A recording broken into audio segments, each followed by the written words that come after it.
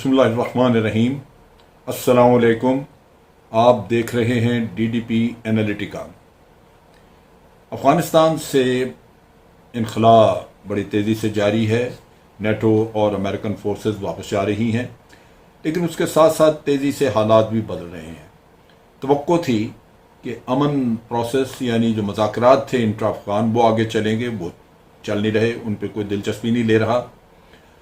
दूसरी तरफ ये है कि हमसाया मुल्क या और भी भारत हो या दूसरे जो मुल्क वहाँ पे जिन्होंने अपनी फ़ौज रखी हुई थी, उन्होंने भी कुछ वादे वईद किए थे। नतीजा ये कि आज अफ़गानिस्तान में जब हालात बदल रहे हैं तो इन सब मुल्कों की ज़रूरत है कि वो कुछ न कुछ जो वादे वईद करते रहे वो करें।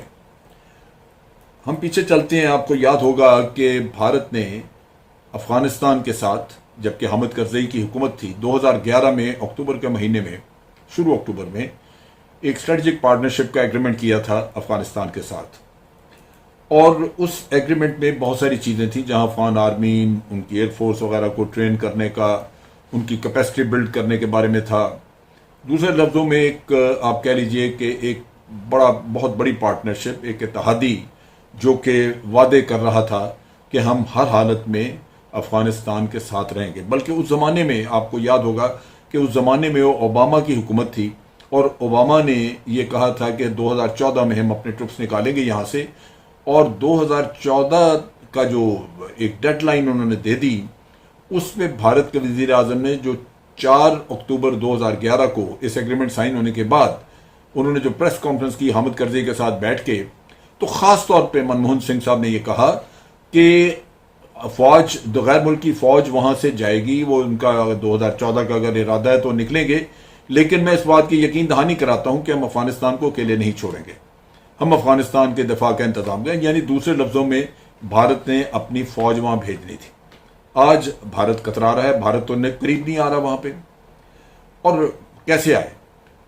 नेटो और अमेरिका वगैरह इतनी एडवांस्ड आर्मीज, इतना इक्विपमेंट, सब कुछ लेके, और वो तालिबान के हाथों मार खा के वहां से निकल रहे हैं बिलाखिर।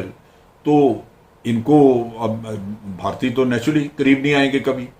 इसी तरह उस जमाने में जबकि ओबामा की गवर्नमेंट थी, तो हिलरी क्लिंटन ने एक स्टेटमेंट दी थी जहां उसने कहा कि हमें पाकिस्तानी हमारे ऊपर एतमाद नहीं करते इस वजह से कि हमारी तारीख रही है कि हमारा जब काम निकल जाता तो हम वहां से छुट्टी कर जाते हैं, हम निकल जाते हैं हाथ साफ करके।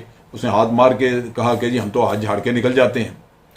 अब हाथ झाड़ के निकलने का काम तो उसने साथ कहा कि इस दफ़ा हमने यकीन दहानी पाकिस्तान को कराई है कि आप हमारे साथ हमारा साथ दें अफ़गानिस्तान में, और हम इस दफ़ा अफ़गानिस्तान को इस तरह छोड़ के नहीं जाएंगे। लेकिन अमेरिका है, कोई वादा हो, कोई इंटरनेशनल एग्रीमेंट हो, जब जी चाहे उस पर अमल करें, जब जी चाहे उसको छोड़ दें, कोई पूछने वाला नहीं। अब क्या हुआ?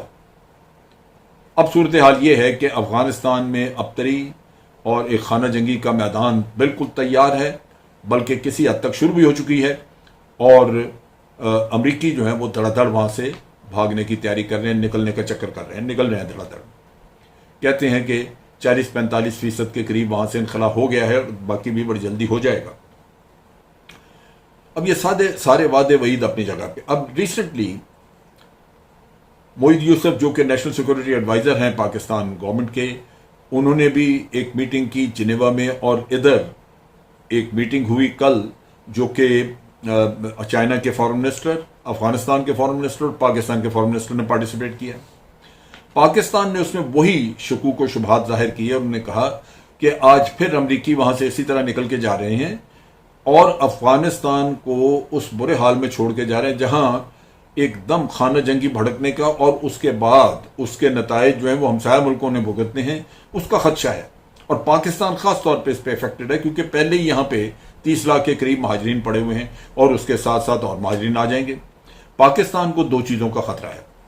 अगर अफगानिस्तान स्टेबलाइज नहीं होता तो लाजमी बात है कि वहां से पाकिस्तान के खिलाफ दहशतगर्दी हो सकती है, क्योंकि वहां तो बेशुमार ऐसे इलाके हैं जहां पे हुकूमत की रेट ही नहीं है, और जिस जगह रेट नहीं होगी वहां पे दहशतगर्द कुव्वतें वहां चले जाएंगी।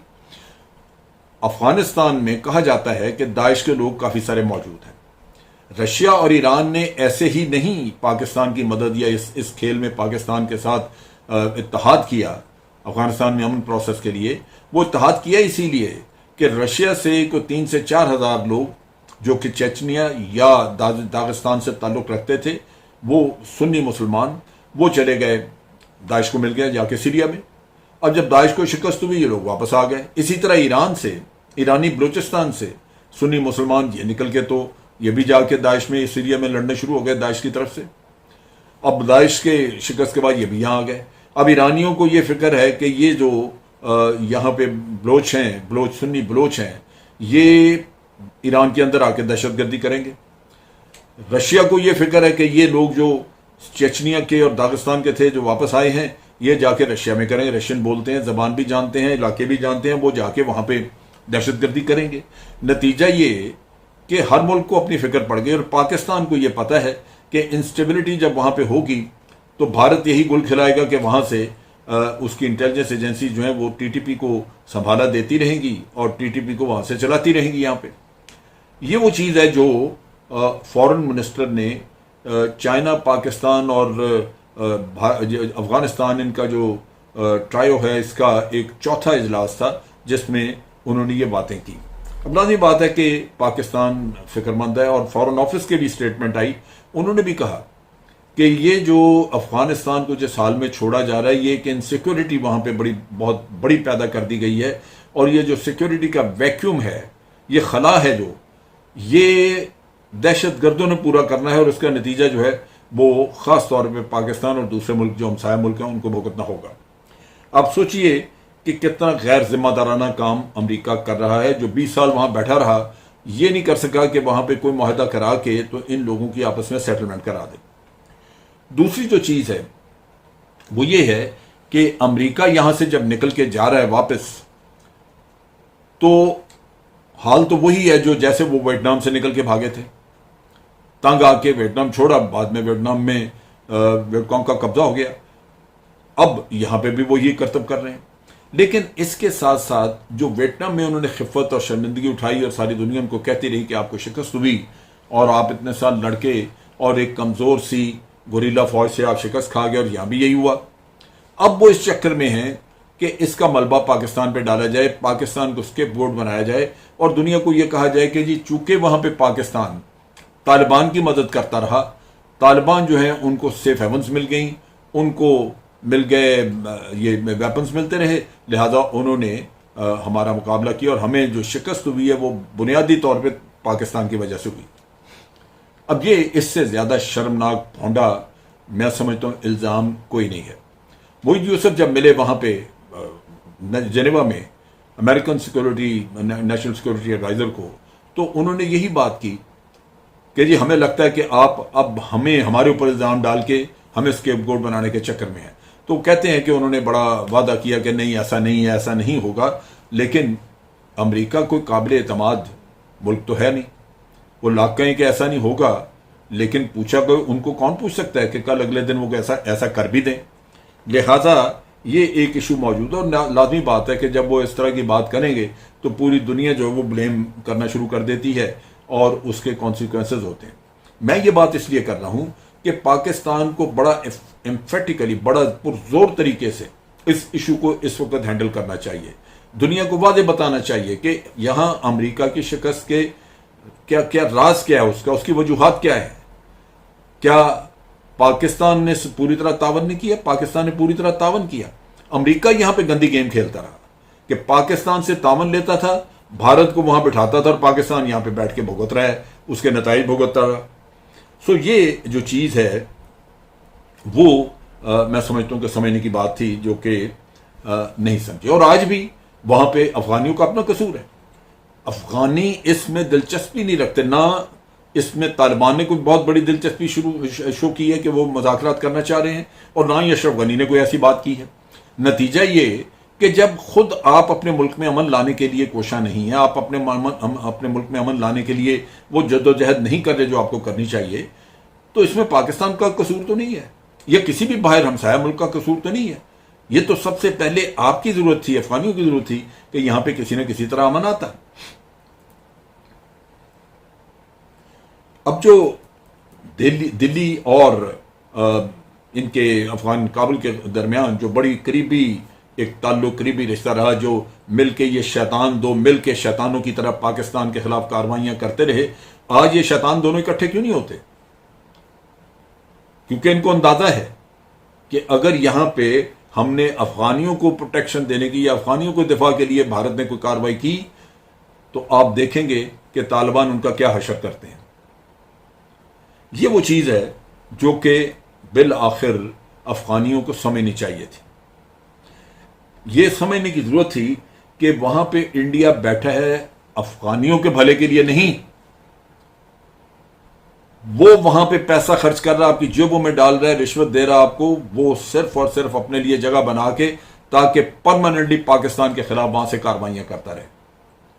ये वो स्याह चेहरा है जो कि अफगानियों को पहचानना चाहिए था। आज भारत को कहें कि आके हमारा दिफा करें, कभी नजदीक नहीं आएंगे।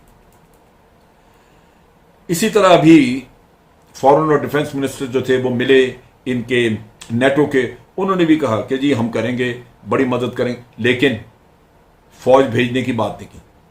उन्होंने कहा जी हम पैसे भी देंगे अफगानियों को ताकि अपनी फौज रख सकें, हम उनको असला भी दे देंगे, सामान देंगे और उनको ट्रेनिंग भी करा देंगे। मतलब ये कि लड़ना मरना आपने है, हमें अगर कुछ कहेंगे तो आपको हथियार वगैरह दे देंगे। अब ये उसके साथ साथ वो अपनी वहां पर डिप्लोमेटिक प्रेजेंस भी नेटो वाले रखना चाहते हैं। उस डिप्लोमेटिक प्रेजेंस से क्या फायदा होगा? बहरहाल एक लिंक मौजूद है, लेकिन असल चीज ये है कि वो पैसे वैसे देते रहेंगे और जब तक पैसे मिलते रहेंगे अशरफ गनी की भी मौज मेला लगा रहेगा और बाकी भी खाओ पियो काम चलता रहेगा, लेकिन मुल्क कभी भी स्टेबल नहीं होगा।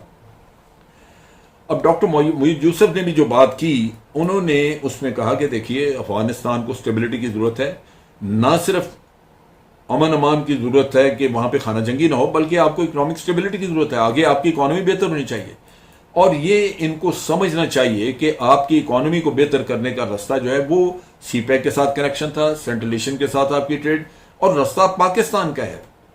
सारी जिंदगी आप पाकिस्तान से फायदा उठाते रहे, पाकिस्तान की बंदरगाहें, पाकिस्तान के अंदर स्मगलिंग बढ़ गई, तबाही मची, हमारी इकोनॉमी पे बड़ा बुरा असर पड़ता रहा, लेकिन अफगानियों का माल यहां से भेजते रहे।